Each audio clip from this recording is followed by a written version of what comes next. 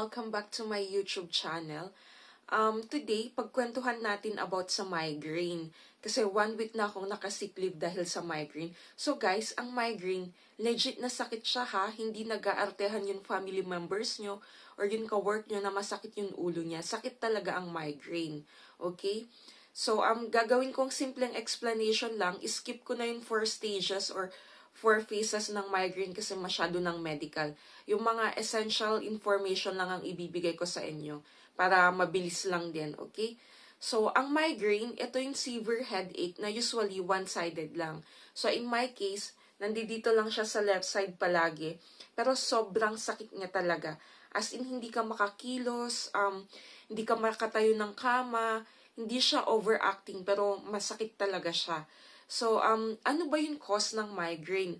Unfortunately, until now, unknown cause pa rin siya. Hindi pa rin alam kung ano yung cause niya, pero some study shows na hereditary siya or namamana siya.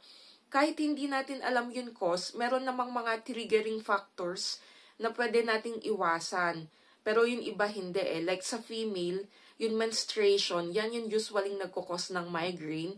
Tapos may mga foods din like cheese, chocolate, alcohol, it could trigger migraine din. And then, stress, ano pa ba? Pagkatulong, kulang ka sa tulog, pwede ka ring magkaroon ng migraine. Ano naman yung mga simptomas ng migraine? So, meron tayong pakiramdam na nasusuka, actual na nasusuka, para kang nanghihina, tapos, ano pa ba? Nahihilo ka, ayan. Tapos, yung iba, sensitive siya sa ilaw. Pagka nakakita siya ng konting liwanag, sumasakit yung ulo niya. Pagka may ingay, sumasakit yung ulo niya. Tapos nagiging sensitive din yung pang-amoy niya. Nakakaamoy siya ng mabango kahit sa malayong distance.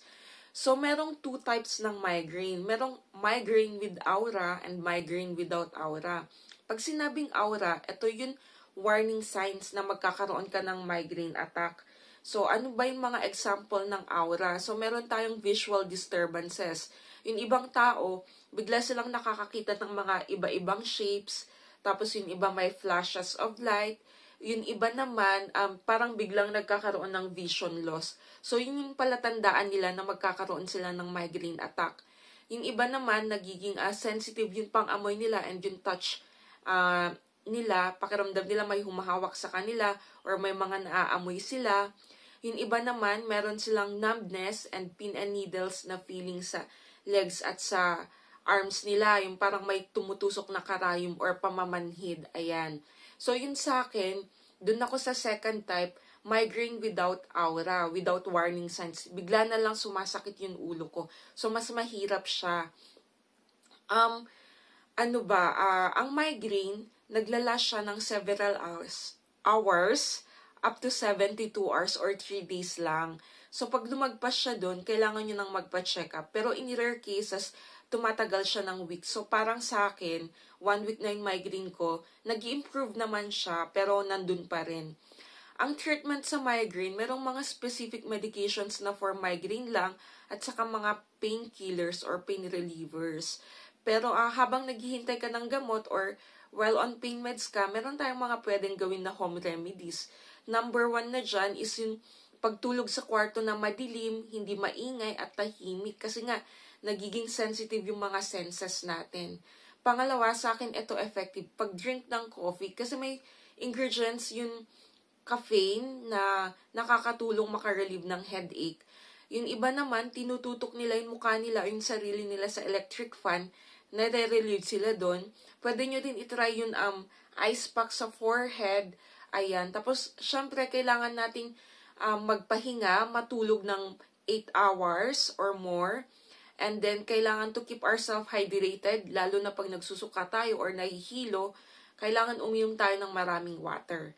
Ayun lang. So, paano pala nadadiagnose or nalalaman na may migraine ka? Pag nagpunta ka sa doktor na neurologist or specialista sa brain, pwede kanyang ma-identify na may migraine ka through physical exam lang. Pero, pagka severe yung symptoms mo, para ma-rule out yung ibang disease, like, baka mamaya may dumudugo na pala sa parte ng utak mo, o may infection ka na, yung meningitis, ganyan, nagpapa-blood test sila, CT scan, and MRI and EEG. So sa akin, nag-MRI na ako, nag-CT scan, nag-EEG, libre naman sa ospital kasi nga sobrang severe ng symptoms ko saka ang tagal na ng migraine ko.